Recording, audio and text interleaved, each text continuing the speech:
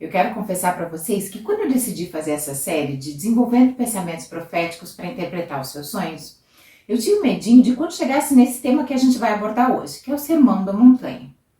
Na verdade, é um tema extremamente complexo, com muitos graus de interpretação, e eu nunca me achei apta a poder falar desse tema por ser um tema tão profundo. Mas Deus é tão maravilhoso, Ele é tão fantástico, que Ele trouxe uma revelação, algo fantástico que eu quero dividir com vocês. Esse tema é extremamente profundo, esse Sermão da Montanha. E está longe do meu objetivo querer esgotar esse tema, mesmo porque são níveis de interpretação e é algo muito pessoal entre Deus e as pessoas. A minha ideia então é fazer um apanhado geral, até a gente chegar nesse ponto fantástico que é o que Deus me mostrou. Mas eu quero que você entenda que isso é muito importante, a sua leitura e a sua meditação nessa parte, nesse Sermão da Montanha, porque ele nos dá base para o nosso cristianismo. E não só isso, o Espírito Santo vai ministrar na sua vida questões específicas, ele é muito específico e ele pode mudar de momentos para momentos. Então, embora eu vá fazer um apanhado geral, eu quero que você considere fazer essa leitura e deixar o Espírito Santo ministrar na sua vida aquilo que ele precisa ministrar, aquilo que está entre você e Deus, que só ele que conhece o seu interior sabe o que precisa ser transformado. O entendimento desse texto é essencial para o nosso cristianismo, porque ela é a base daquilo que Deus faz, daquilo que Ele espera de nós. Essa mensagem vai nos ensinar ou vai nos mostrar o caminho para a gente chegar até o reino dos céus. E se o nosso entendimento de algo tão importante, algo tão básico que Jesus nos ensinou, de alguma forma estiver equivocado, isso vai atrapalhar a interpretação dos nossos sonhos. Então, vem comigo e vamos tratar desse assunto. O que está sendo aqui aplicado, o que está sendo aqui ensinado por Jesus, é um tema que se aplica a nós, os cristãos, aqueles que seguem Jesus, aqueles que seguem a Deus e que são chamados filhos de Deus. Por que então que é tão importante que a gente tenha alinhado o nosso conhecimento, a nossa crença de Deus e de quem é Deus e de quais as suas regras e os seus parâmetros, não só para interpretar os nossos sonhos, mas isso vai determinar até onde nós vamos chegar, se vamos ou não entrar no reino dos céus. Eu quero que você venha comigo em Mateus 7, versículo 22 e 23. Muitos dirão a mim naquele dia: Senhor, Senhor, não temos nós profetizado em Teu nome? Em Teu nome não expulsamos demônios? Em Teu nome não realizamos muitos milagres? Então lhes declararei: nunca os conheci, afastai-vos da minha presença, vós que praticais o mal. Você está vendo que isso está sendo falado para pessoas que estão envolvidas com Deus? Ou seja, elas andaram com Deus, acreditavam que estavam fazendo a coisa certa, mas Deus responde para elas que Ele não as conhecia. Então, essa passagem do Sermão da Montanha está sendo pregada, está sendo ensinada a nós, que pensamos, ou que queremos, ou que declaramos caminhar com Cristo. Se você chegou nesse vídeo pela primeira vez, ou se você tem passeado aqui por esse canal, mas ainda não se inscreveu, eu te convido a fazer parte desse espaço, se inscrevendo, acionando o sininho das notificações, deixando o seu like, ou até mesmo o seu dislike. E se você tiver alguma dúvida, faça um comentário.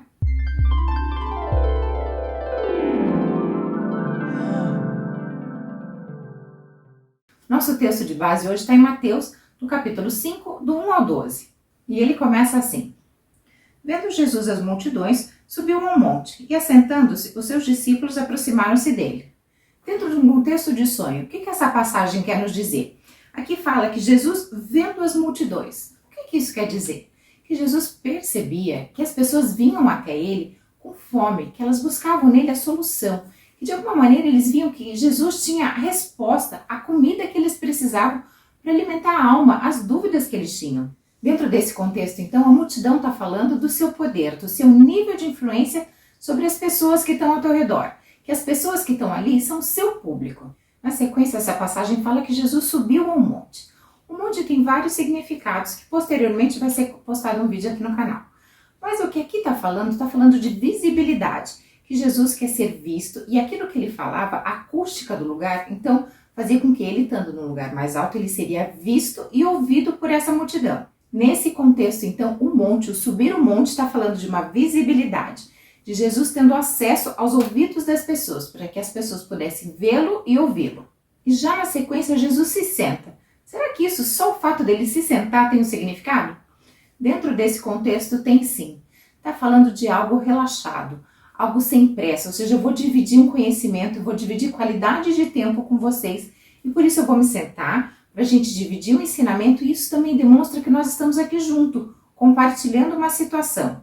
Outro detalhe a ser destacado aqui é que em sonho, quando as pessoas se aproximam de você, significa que elas estão abertas e são disponíveis para ouvir aquilo que você tem para falar para elas. Nesse contexto, está demonstrando o nível de interesse dos discípulos. O versículo 2 diz assim: e Jesus, abrindo a boca, os ensinava. O próprio texto aqui está explicando o que quer dizer se abrir a boca. Está falando que abrir a boca nesse contexto está falando do ensinamento que Jesus ia passar para esse povo. A partir do 3º versículo, vou começar as bem-aventuranças, que é o tema central desse texto. O que quer dizer bem-aventurado? Bem-aventurado está falando feliz, bem-sucedido. Mas esse contexto vai nos ensinar que esse bem-sucedido, esse sucesso que Deus está falando, é um pouquinho diferente do nosso contexto ou da nossa conclusão de sucesso, de ser bem-sucedido.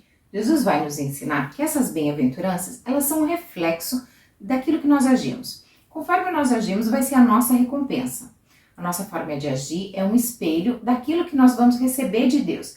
E tudo aquilo que nós fazemos, eles nos trazem uma recompensa. A partir daqui vai ficar bem claro nas parábolas de Jesus, em tudo que Jesus fala, que ele faz uma separação entre o justo e o injusto.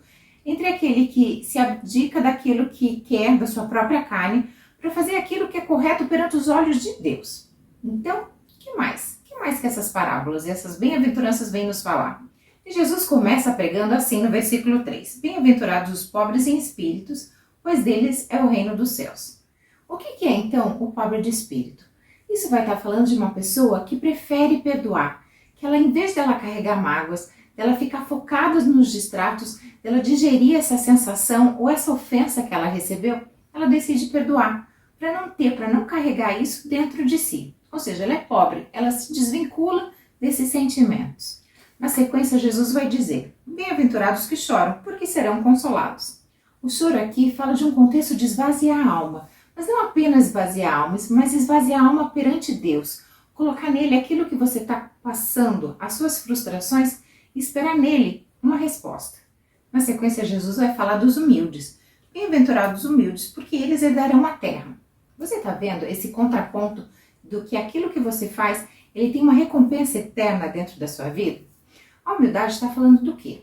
Qual que é o real, o verdadeiro humilde? É uma pessoa que tem recursos, que ela sabe que ela tem acesso, que ela tem poder, que ela tem condições, mas ela não se apoia naquilo que ela tem. Ela sabe que o poder, que o acesso, que o abrir e que o fechar está através de Cristo. Ela não se engrandece naquilo que ela tem, mas ela se engrandece no fato de ser filho de Deus e de saber que através de Jesus Cristo as circunstâncias e a vida nos respondem. Bem-aventurados os que têm fome e sede de justiça, porque serão fartos. A justiça está baseada na palavra de Deus. Então são as pessoas que sofrem, que passam por privações, mas elas esperam em Deus, acreditam que Deus é que tem a providência para a fome com que elas têm, para a necessidade de justiça com relação àquilo que elas estão passando.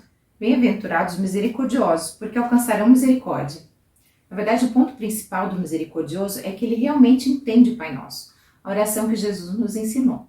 Essa oração fala que, Senhor, perdoai as nossas ofensas, assim como nós perdoamos a quem nos tem ofendido. Então a misericórdia é baseada no fato de que eu perdoo o próximo, porque eu também preciso ser perdoado. E que com a medida com que eu julgar o meu irmão, Deus também vai me julgar. E algo que eu quero destacar aqui dentro desse tema é que a gente fala muito da misericórdia de Deus. E a misericórdia de Deus, no nosso contexto, é sempre para nós.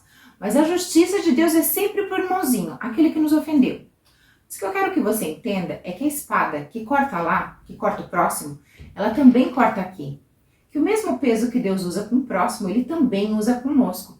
Então o mesmo Deus que é misericórdia, ele também é justiça. E essa misericórdia, essa justiça é tanto para nós, quanto também para o nosso próximo. O versículo 8 diz assim: bem-aventurados os limpos de coração, porque verão a Deus. Esse texto nos leva diretamente para Hebreus 12:14, que diz que sem santidade ninguém verá a Deus. Bem-aventurados pacificadores, porque serão chamados filhos de Deus. Aqui está falando da pessoa que tem sabedoria na hora de falar. Ele não joga um irmão contra o outro, não coloca mais lenha na fogueira. Bem-aventurados os que sofrem perseguição por causa da justiça, porque deles é o reino do céu. Então eles estão sofrendo perseguição por causa da justiça. Mas o que é a justiça? Se você for buscar no dicionário, justiça quer dizer aquilo que está em conformidade com o direito. E o que é o direito dentro desse contexto? O direito está falando das escrituras. Então justiça é aquele que segue as escrituras. Dentro desse contexto que a gente vive hoje, seguir as escrituras é ser ridicularizado, não é mesmo? É ser chamado de santarrão, ou então muitas vezes até de idiota, porque você se priva daquilo que todo mundo está vivendo. Mas o fato de todo mundo estar fazendo errado não quer dizer que é o certo, não é? A nossa lei, a nossa justiça é baseada nas escrituras. Bem-aventurados sois vós quando vos insultarem e perseguirem e mentindo disserem todo mal contra vós por minha causa. Esse contexto está falando de pessoas que foram difamadas por seguir as escrituras. Você se lembra que até Jesus foi chamado de filho de Beelzebul? O próprio Filho de Deus, o nosso Salvador, foi chamado de filho de Beelzebul. Um outro tema que difama muito as pessoas é a graça, pregar sobre a verdadeira graça de Deus. Jesus explica aqui no capítulo 5 do livro de Mateus, e logo numa sequência em outros vídeos nós vamos abordar esse tema que é tão polêmico. Jesus explica qual é a graça baseada nas escrituras, qual é a graça de Deus. Mas ela não é necessariamente igual à graça pregada nas igrejas. E se você quiser pregar esse texto ou esse tema baseado no que Jesus falou, provavelmente você vai ficar difamado. O versículo 12, então, vai concluir qual é o resultado dessas bem-aventuranças. Aquilo que você fez conforme o coração de Deus vai te trazer como recompensa. Exultai e alegrai-vos sobremaneira, porque é esplêndida a vossa recompensa nos céus, porque assim perseguiram os profetas que viveram antes de vós. Mas espera aí, não acabou ainda não. Daqui para frente vai começar aquilo de bacana, de interessante que Deus me mostrou e que eu falei, que eu comentei no começo desse vídeo.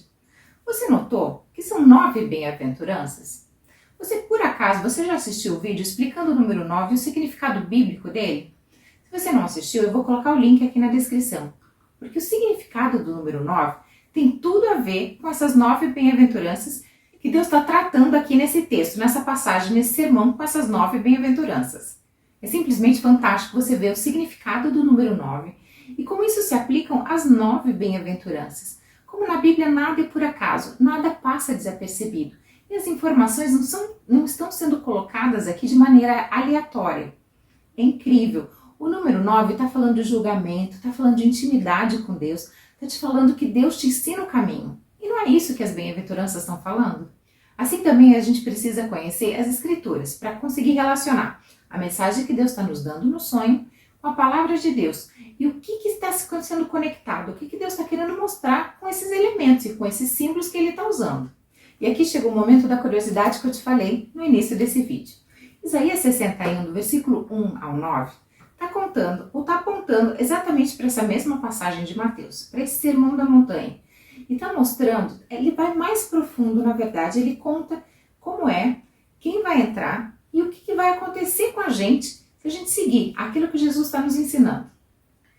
Eis que o Espírito de Yahvé, o Senhor, está sobre mim, porque o Senhor me ungiu para anunciar as boas novas aos pobres. Enviou-me para cuidar dos que estão com o coração quebrantado, proclamar liberdade aos cativos e libertação do mundo das trevas aos prisioneiros da escuridão, para anunciar a todos o ano aceitável de Yahvé e o dia da vingança do nosso Deus, para consolar todos os que andam tristes, dar a todos os que estão de luto e amargurados em Sião uma linda coroa em vez de cinzas, óleo de júbilo em vez de pranto e um manto festivo de louvor em lugar de um espírito abatido.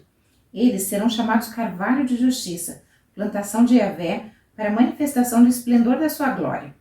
Eles reconstruirão as velhas ruínas e restaurarão os antigos escombros. Renovarão as cidades assoladas que têm sido destruídas de geração em geração. Estrangeiros estarão aí para apacentar os vossos rebanhos. Pessoas de outras nações trabalharão em vossos campos e vinhas. Contudo sereis chamados sacerdotes de Yahvé, ministros do nosso Deus. Alimentar-vos-ei das riquezas das nações, a vez de suceder-lhes na sua glória. Em lugar de vergonha que tendes sofrido, tereis porção dobrada de honra. Em vez de humilhação, bradareis de júbilo em vossa herança, porquanto recebereis porção dupla em sua terra, e terás alegria eterna. Com efeito, eu, Yahvé, que amo o direito e detesto a desonestidade, o roubo e toda a malignidade, lhes darei fielmente a sua recompensa e estabelecerei com eles uma aliança para toda a eternidade. A sua posteridade será conhecida entre as nações, a sua descendência no meio dos povos. Todos aqueles que os virem reconhecerão que eles são um povo abençoado por Yahvé. Você consegue ver essa relação? Que exatamente os mesmos temas abordados em Mateus são os temas abordados aqui em Isaías 61? Então Jesus está explicando aqueles que vão entrar no reino dos céus, aqueles que são dignos de entrar. Isaías vai mais longe ainda. Aqueles que entraram, qual vai ser a sua recompensa? O que vai acontecer com eles? Eu te convido então a meditar nessa passagem de Mateus, nesse sermão da montanha que é tão conhecido. Mas eu tenho certeza que tem algo pessoal que cada um de nós precisa ser ministrado. Deixe então o Espírito Santo falar contigo. Aquilo que você talvez esteja agindo e não esteja exatamente de acordo com aquilo que Deus espera ou deseja de nós. Mas se você sonhou? Sonhou? E daí?